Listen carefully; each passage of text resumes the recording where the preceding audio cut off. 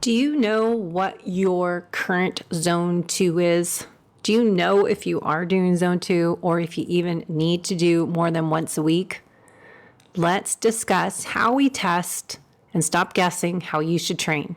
Personalize your fueling and training program. Learn more in this episode.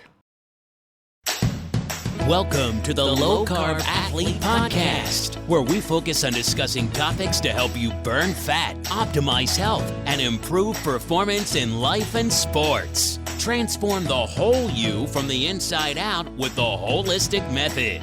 Let's dive in. Here's your host, Debbie Potts. Hello, my favorite low-carb aging athletes. I just wanted to share with you a special coupon code that I have from one of my favorite supplements, BioOptimizers. BioOptimizers has some great products that I often recommend to my health coaching clients based on their nutritional therapy analysis and their functional labs and food log symptoms that we look at. And a few of those are from BioOptimizers called HCl Breakthrough, Gluten Guardian, Magnesium Breakthrough, Capex, and their Masszymes enzymes, which is the strongest enzyme formula ever. And it has 5 different kinds of protease. Often we don't digest our food properly. So we are what we eat, but we also are what we can properly break down and absorb. So learn more from BioOptimizers. Check out their website and use our code Low Carb Athlete next time you go to purchase something. Enjoy. How do you know how you should be training to improve your power, speed, body composition changes, endurance? It is not a one-size-fits-all approach. We hear about the benefits of zone 2 training to improve longevity, as VO2 max is an amazing marker to know or predict your aging process.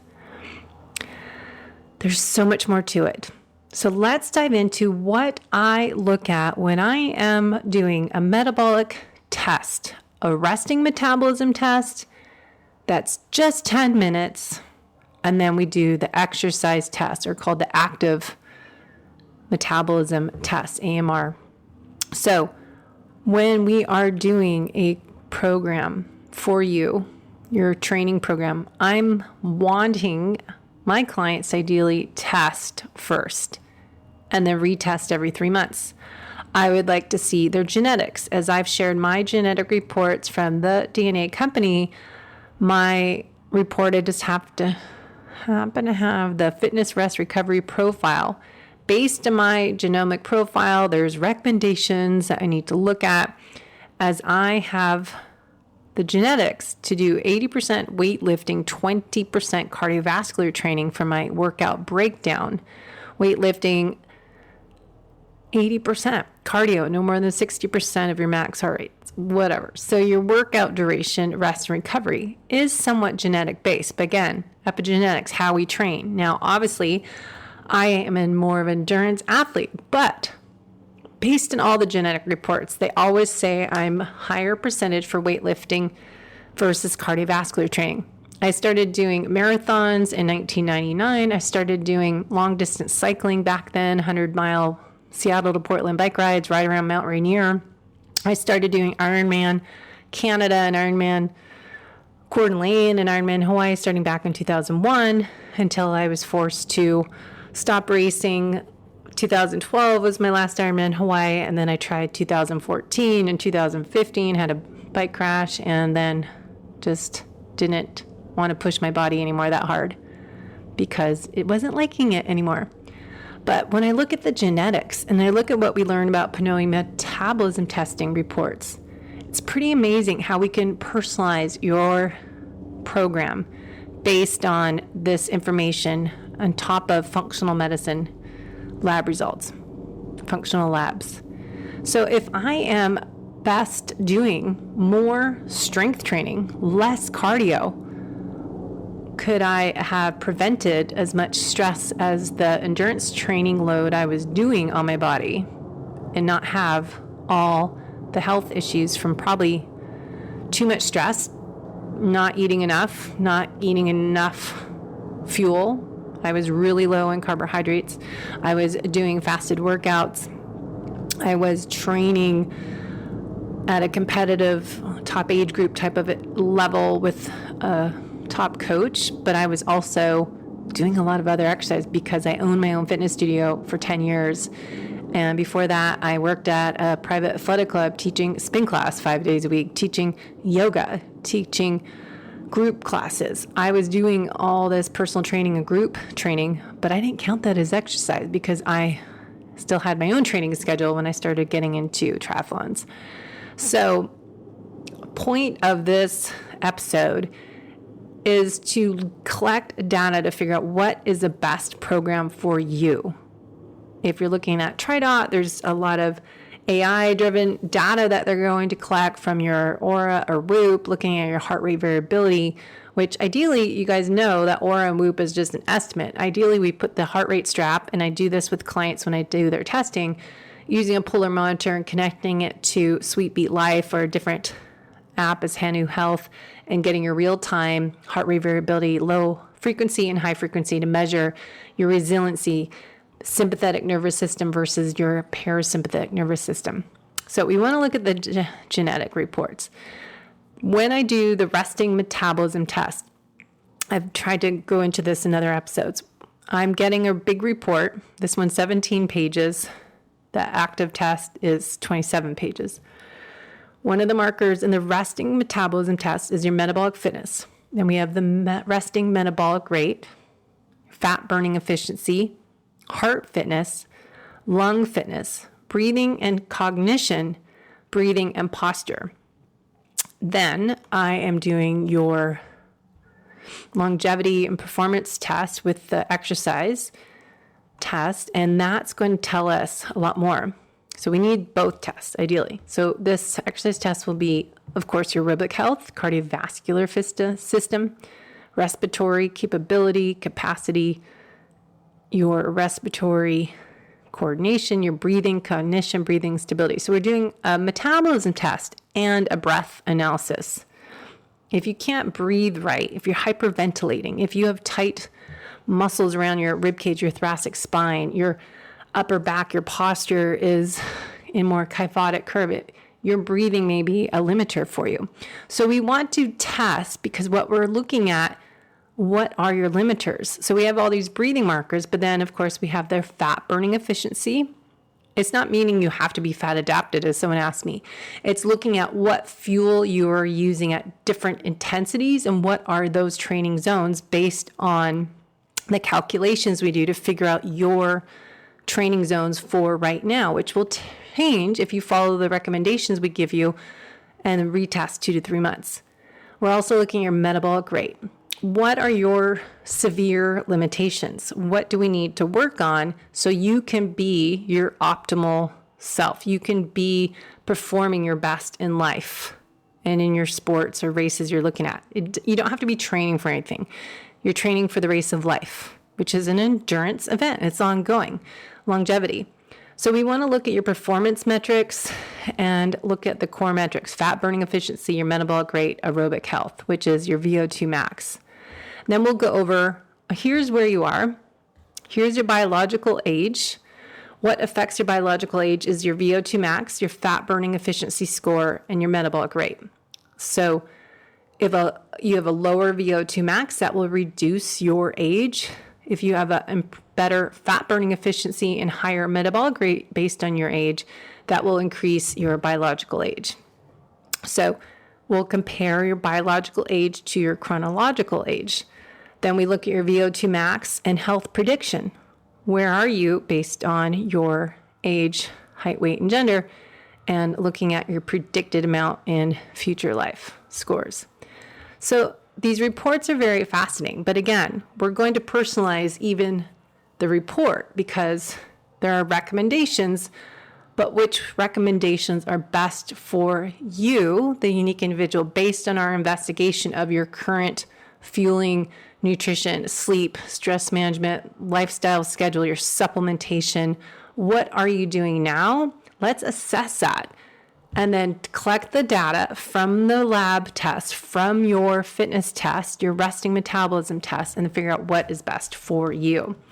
So when I'm looking at the data, we're going to look at identifying your areas of opportunity or your limiters. What's holding you back from being your best? As I've shared, my holding back, I'm running my best, I think is a cellular level mitochondria health, but I'm mostly focusing on the structural issues, something going on my muscle neuromuscular system, not firing my left side, because I've been doing the strength training and last 3 years and I still can't lift more than 10 pounds. So I know there's something wrong, not muscular, but the neuromuscular connection.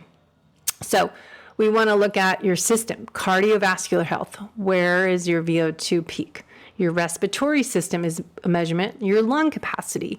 And then we have your muscle metabolism. That is your volume of oxygen divided by your volume of carbon dioxide to figure out your fuel source is your RER, respiratory exchange ratio, which tells us how much fat to carbohydrates you're burning. Again, it's not being fat adapted. We're just looking at how efficient you are at burning fat for fuel and carbohydrates, and if you're metabolically flexible.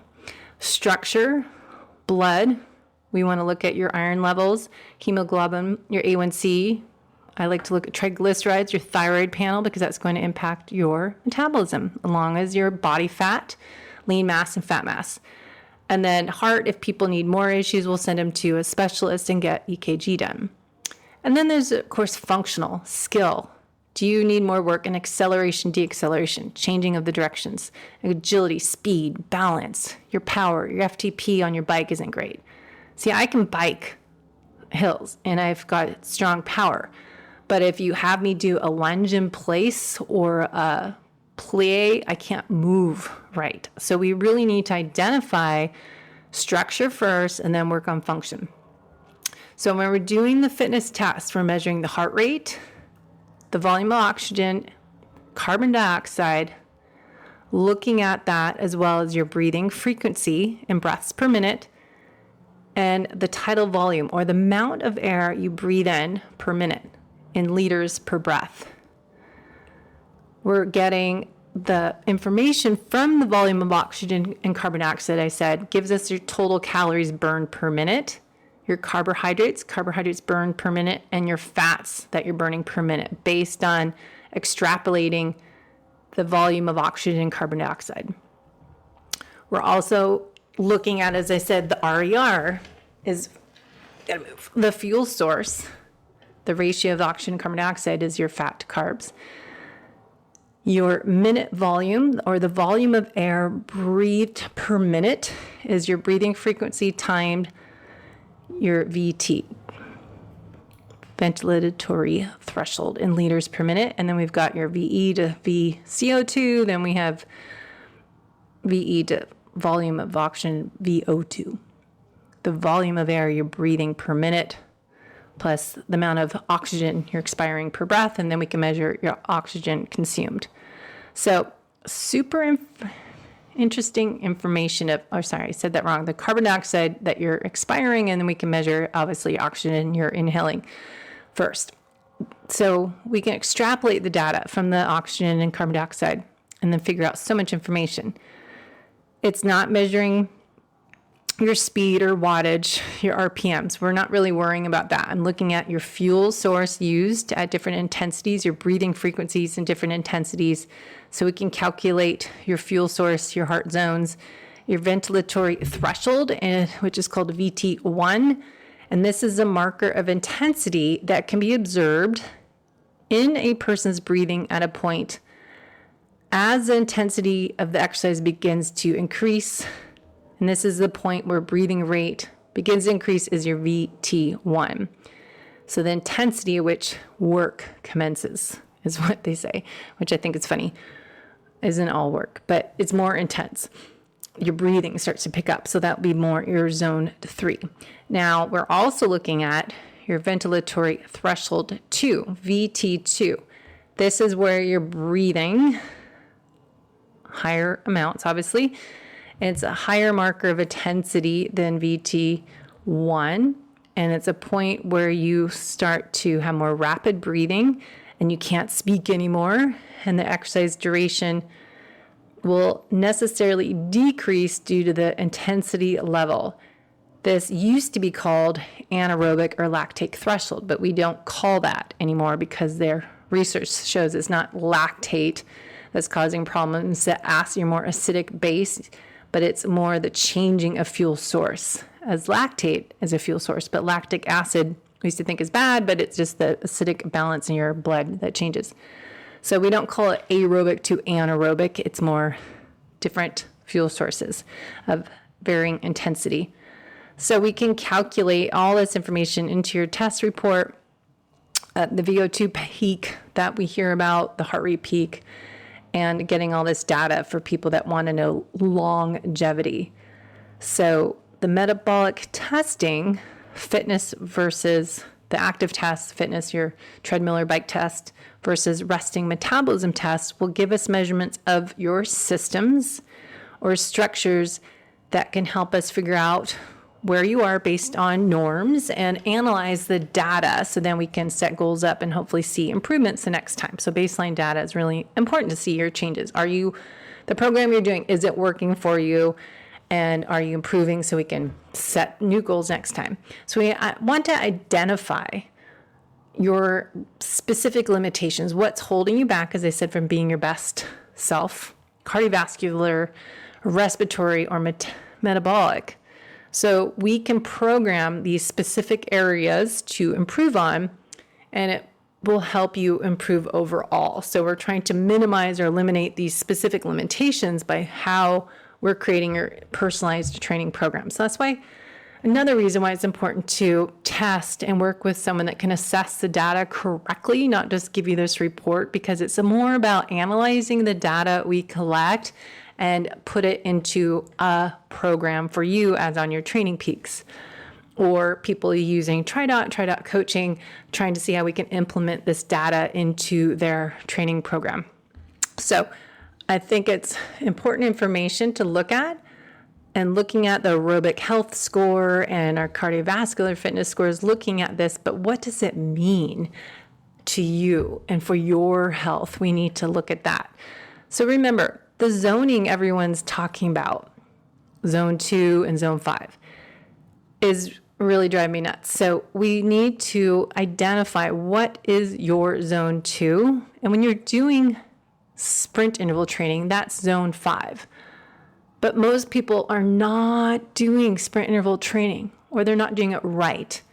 Because to accelerate, I was thinking this the other day, to speed up on the freeway and get to the speed limit of, say, 60 miles an hour, you don't just go 0 to 60. You climb up through those speed 10, 20, 30, 40, 50, and then hit 60.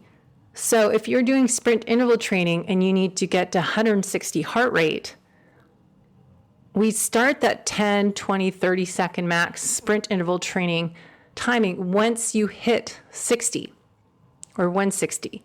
So to be in your zone 5, say the bottom of your zone 5 is 160 heart rate. Once you hit that, let's stay there 10 to 30 seconds. That's a sprint interval training. You have to go all the way back down to your zone 1 before you go back up again. So if you say you're doing sprint interval training, but you're not going all the way down to zone 1, back up to zone 5 at that range of intensity, you can't always measure it because it's short bursts, so it's not going to show up on your heart rate monitor. But as you start, it may take you longer to get up to, say, that 160 zone 5 goal range. So you have to go all out burst training to get that benefit. So it's not something you can do every day because it's very intense and it's beneficial, but it's not something you probably are doing every day. So you might be doing sprints, but they're probably tempo, zone 3, or you're doing HIIT training, but it's not really HIIT training because you're not going zone 4 and coming back to zone 1. So we need to figure out, yes, you need sprint training. Yes, you need HIIT. How many workout sessions per week? You need to improve your zone 2, your metabolic crossover point where you switch to fat to carbs happens really early on. Your peak adjusted fat burning range that we look at, where are you burning the most fat calories and most calories, that might be really low or really high. So we need to figure out, all right, you don't need any more zone 2 than once a week, or someone else might need 3 zone 2 workouts and then they need 2 HIIT training. Maybe other people need 4. So it just depends. It doesn't mean that you need zone 2 for all your workouts. Because again, we went over this another episode, but structural and functional benefits of zone 2, continuous cardio, long, slow distance, increases your mitochondria density, increases capillarization, improves tissue adaptation. So if someone training for a marathon, you need to be able to have tissue adaptation and improve endurance here because you're going to run a marathon. So we do need to train for that distance, but you need to build up that base, not just start doing 8-10 miles in a workout. You need to build first. Now, zone 3 is where a lot of people stay too long. They're doing too much time here in zone 3, also known as black hole training, the gray zone, where you're not training hard enough to make it a sprint or HIIT, but you're not going slow enough to make it a zone 2. It's that in between. So this is why, another reason I think it's so important to do your testing, metabolism testing as PNOE, and come to Solana Beach, Del Mar, and test with me. But having a coach that will understand how much time you need to spend in each one, and that you actually are in that tempo zone, but you're only doing the tempo for, say, 10 to 20 minutes, not 30 minutes, a whole boot camp class or F45 or Orange Theory. It's not staying there in the entire workout. So zone 3 benefits are lactate shuttle. So you're improving your ability to use lactate as a fuel and metabolize the byproducts. Protein stimulation, the volume of oxygen, your cardiopulmonary development, so great for heart health. And also for speed endurance, for that tempo race as you're doing a 10K or half marathon. So the benefits of zone 4 are HIIT training, are medium length intervals, versus zone 3 where the tempo long intervals, and zone 5 are those short sprint intervals all out. So zone 4 training benefits are metabolic buffering. So you're metabolizing those metabolites for the more zone 3, 4, 5 fuel sources, speed and strength benefits. But what we hear about zone 5 so much, I think this is, as an aging athlete, we do need more zone 5 training if you are ready for it. So it might be zone 4. As I said, it's hard to get your heart rate that up. You have to go all out. To go all out, you need to be rested. You need to be recovered. You need to be not stressed out. You need to have good quality recovery, deep and REM sleep. You need to eat the right foods at the right time. So there's a lot to being able to do a quality zone 5 workout. And for females, menstrual cycle, luteal phase, not going to happen. If you are in that postmenopausal, or not postmenopausal, but kind of reaching up to menopause where you don't know where you are, follicular or luteal phase, you're just kind of in transition phase, you'll be able to tell how you feel intuitively, but looking at your heart rate variability score. And I can tell if my resting heart rate and HRV changes for the worse, then I know I need not to do this. Zone 5. So we know how to figure out what zone we're in. We do the calculations, as I said, to figure out if you're in zone 2. I'm looking at your data from the test results. That's your adjusted fat max to the fat carbohydrate crossover point. This is a zone 2, where everyone talks about to burn fat is for your endurance. But yes, we are more aerobic glycolysis, our main fuel source, burning fat before we start to use carbs. And zone 3 carbs are higher than fat being used for fuel source. So that's why we need to talk about nutrient timing and fueling for the right type of workouts, intensity, duration. Now, we break this down, men versus women. Stacy Sims, Dr. Sims, talks about her program, menopause, the postmenopausal women, and then premenopausal. This will all be a little different, and looking at mapping out your cycle, and then women that are in the menopausal years, once you hit, 45 and older, you don't probably need as much zone 2. You might feel that you're not getting results from the current program you're doing. If you're doing all your workout zone 2, maybe one sprint workout a week, it might not be working anymore. So this is where you need to go, okay, what have you been doing? Let's switch it up. Let's do something different, because you're not reaching your goals doing that program, and you should switch up your workouts every now and then. So then I'm doing, say, just Saturday and Sunday, our zone 2. Maybe I finish with some sprints to the finish line as I ride my bike home or reach end of my run. And then my weekday workouts are the minimal effective dose. As I said, today I lifted weights, and then I did 20-minute run and some backwards running. So zone 2, zone 3, zone 4 is going to be more the 1 to 4 minute intervals. And then we've got that zone 5 we hear about. So we keep hearing zone 2, zone 5, but not everyone's the same. Women are not the same as men. So as I said, men need more zone 2, women may need less zone 2. Women are better already at zone 2 endurance and oxidizing fat for fuel, and metabolically flexible based on my program I did with Dr. Stacy Sims, the Menopause 2.0. Men, they're probably already doing a lot of higher intensity. They have more fast twitch muscle fibers. We have females more slow twitch muscle fibers. So we need to work on fast twitch. They need to work on slow twitch. So we can't say, these male podcast influencers can't say everyone needs to do this way. We need to break it down. Use science, not math, to identify your zones. Get a metabolic analysis that gives you the most accurate method of identifying your training zones. We want accurate intensity of the zones to develop your training program, your frequency, intensity, time, type of workout. We want to use different metrics to help identify your zones. So we're not just looking at one thing. We're looking at a lot of different factors. Plus, I want to look at your full thyroid panel, your food log. Are you getting those proteins? Are you getting too many oxalates and phytates? Because a lot of people are having smoothies still with bananas and berries and oat milk, and having almonds, butter, and then having tons of spinach. So that's not really as healthy as you think. So we want to look at your zoning and looking at your fuel plan. So I wanted to repeat what I've said before on how important it is to look at this information. When you are doing a resting metabolism test, it's best to do in the morning, as you want a 3-hour to 5-hour fast, no alcohol, no nicotine or caffeine.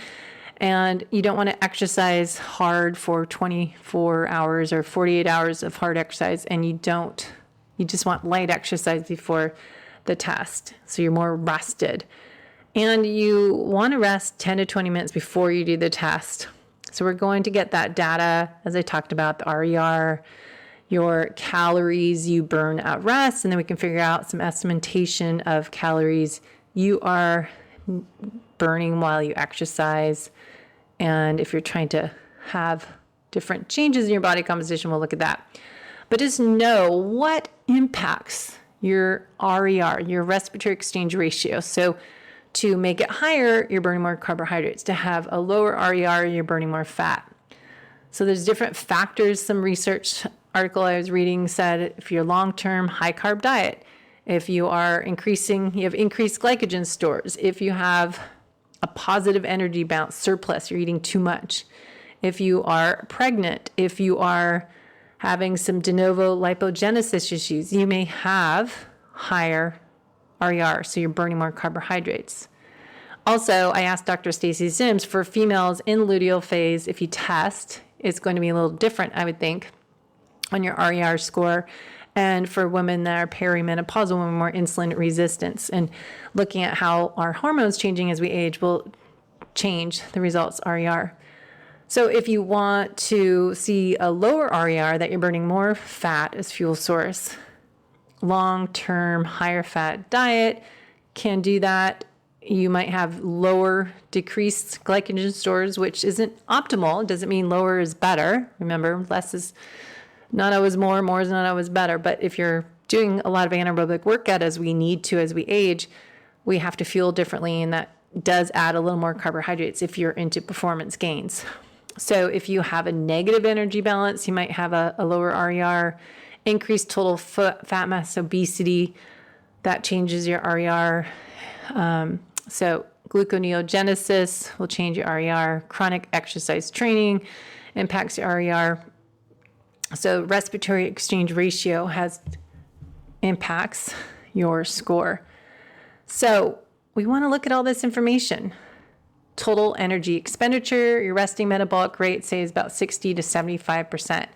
And then your active energy varies based on your exercise during the day, and then what workouts you do. And then your thermic effect of food is about 10% of the calorie. So we can figure out total energy expenditure through that. So we test and find your RMR, then we guess about your activity level based on what you say you do, and then the thermic effect of food. So it's indirect calorimetry. So gold standard of measuring your resting metabolic rate is what we do. Strict protocol measurements will help us make sure it's more accurate. And again, we're getting that information from measuring your respiratory gases. That's your oxygen and your carbon dioxide. We determine your metabolism of carbohydrates and metabolism of fats. That's your RER. And good information. So if you're interested, find someone that does testing near you. Just look up PNOE metabolism testing. You might search for that. But I think it's important to look at your metabolism and some research if you have impaired metabolism. Lots of data to go into on that, but just something to think about if you have more insulin resistance or type 2 diabetes. Those subjects in a study had higher glucose levels and a lower RER and a lesser tendency to gain weight, which suggested that the carb metabolism is impaired in uncontrolled diabetes. So type 2 diabetic subjects without treatment had higher glucose levels and lower RER. So I could have been reading this wrong, but on the other hand, patients on medication or insulin therapy showed higher RER. So insulin therapy drives oxidation towards carbohydrates in order to maintain better glucose homeostasis, which is kind of ridiculous of the whole way people treat type 2 diabetes. Though this comes at cost and bigger tendency to gain weight. So the whole treatment for type 2 diabetes really makes no sense. If you're not able to, if you have impaired free fatty acid utilization in your muscle, and non-insulin dependent diabetes are type 2 diabetes. So if you're insulin resistant, you want to check your insulin as you age. Get that done on your lab test, and it only costs like $15 to do on your own. So we want to test your metabolism. We want to test your zones. We want to figure out what is your nutrition plan. Are you eating enough as an athlete? Are you getting enough protein? Are you putting in nature's carbs, not having the refined flours and refined sugars and the vegetables, oils, and all the crap that's in a processed food, packaged food you want to avoid? Eat nutrient-dense whole foods and time your food around your workout. So if you're doing more anaerobic, you may feel a burst of energy if you have a little carbohydrates beforehand. Post-workout is where I'll have my heavier protein because I can't digest protein and go work out. So I'm not going to have a big grass-fed beef bowl of protein and go work out, especially swimming. So timing your food, your meal timing is really important. Figure out getting your protein goals and then looking at carbs based on your exercise if you need them for performance. And women that have less estrogen, progesterone, we may need to keep our carbs low during the day and the time in around the workout when we want to go hard. So just remember, using the zones, look at the benefits of each zone, apply the type of training that you need based on your test results, looking at the heart rate range, using a heart rate monitor, not just your watch with the light on the back of it. Get the chest strap out. Use your perceived exertion level last resort, as when you do zone 5, you're not able to hit that 10, 30 seconds. It's not going to show up when you're looking at it on your watch, that heart rate takes longer. So you need to use perceived exertion. You should feel like I can't get to that next light post, or I can't go further than that. It's just going all out is zone 5. And Daniel Krumbeck teaches us an interval is not an interval without a recovery phase. Recovery is your zone 1. So if you think you're doing sprint interval training, next time you do it, make sure you get that heart rate back down to your zone 1. You might have to walk or stand still and let it come down. This is why I'm not doing the group track workout, because they were not doing sprints right. 400 meter on the track, and then they jog for recovery. That does not get my heart rate down to my zone 1. So sometimes you need to do these workouts on your own because you're pacing by your fitness level. So you might just need zone 1 time a week to maintain your metabolic fitness, 2 to 3 times to improve metabolic fitness. But if you are a female aging athlete, postmenopausal, as I said, you may just need 1 or 2, zone 2 or 1. So frequency dependent on the number of available training sessions you can work out a week. What's your time? Do we need the minimal effective dose? What training do you need based on the limitations we identified in your test? What functional training do we need? Do you have a race coming up? So we need to do more personalization when we create you a schedule, a training plan. And if you're training for a marathon, for example, I had a client yesterday, tested him on the treadmill. Now we know how he should train. He doesn't need so much zone 2. He needs to add in some more speed work because he's doing too much in zone 2, that he has some areas of opportunity to do some tempo, zone 4, 4-minute pieces, 3-minute pieces, and try that. Now, women, it'd be different. I'd say, okay, she needs to do a little bit zone 2, but she needs some sprint interval training, but she doesn't need to do over 30 seconds because we already have a lot of stress with our hormones being in chaos.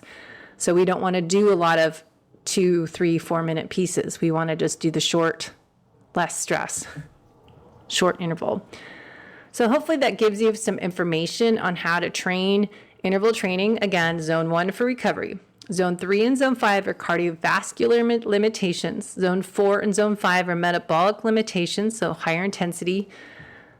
We do zone-specific training where your VO2 pulse or your VO2 and breath frequency trend line deteriorates. So we look at that on your data.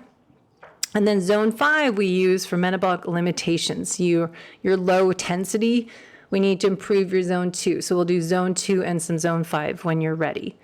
So zone training, also, if you have some breathing issues, we might need some breath work. Maybe you hyperventilate at higher intensities, so we need to learn how to breathe, how to breathe right. So we need to work on making those improvements by looking at what are the limiters, what's holding us back. So next time you do track workout and you're doing 400 meter repeats, say 5 to 10 times, instead of doing a 400 meter recovery jog in between, do a 100 meter or longer recovery walking, and start your next 400 meter when you come all the way down. And that duration of your recovery, if you do rest-based training, will change as you get more in shape. So the first 3 times you do it, you might not get the heart rate as high. And then as you get more warmed up, I find it's easier to get my heart rate back up there. So it's not quantity, it's quality. And that will help you get the results you want and reach your goals you're trying to get to. So we want to look at getting the right zones, getting the right type of workouts, making sure you're doing your recovery time in the zones. And remember that interval sessions might take longer at first because it will take longer to get your heart rate back down to zone 1. So the more fit you get, the faster your heart rate drops. We used to do this forever ago when I taught hard zone training. So there's some thoughts. Check out my blog page where I've shared a lot of this information on debbiepotts.net. So let me know if you have any questions. If you want to come down and get some testing, come down to North San Diego, SoCal, and soak up this beautiful weather, clear blue skies in the fall, winter. Don't come in the summer because there's a lot of marine layer. This October, December is amazing. So come on down and we'll do testing. If not, we can do coaching online and find someone else to do your PNOE near you, and then can help you interpret the results. So just a thought, but I want to share this information so you can figure out how to fuel and train to be the best version of yourself as you age. Remember, start. Hey, my fellow aging endurance athletes, just a reminder, if you like what you listened to today, make sure to share this episode with your community. Head to debbiepotts.net to set up a free discovery call to learn more about my personalized coaching programs, especially if you are on a mission as myself to improve the aging process and start training to be my best self when I am 80, 90 years old. So I am on a mission to live my best life and be my best self the second half of my life. So if you're on the same mission as me, head over to my website and YouTube channel to learn more ways to improve the whole you from the inside out with the holistic method. Thanks for listening to the Low Carb Athlete Podcast. If you have any questions, feedback, or topic suggestions, let us know on Facebook or at debbiepotts.net. You can help us continue and grow by leaving a review on iTunes. Thanks again, and see you next time.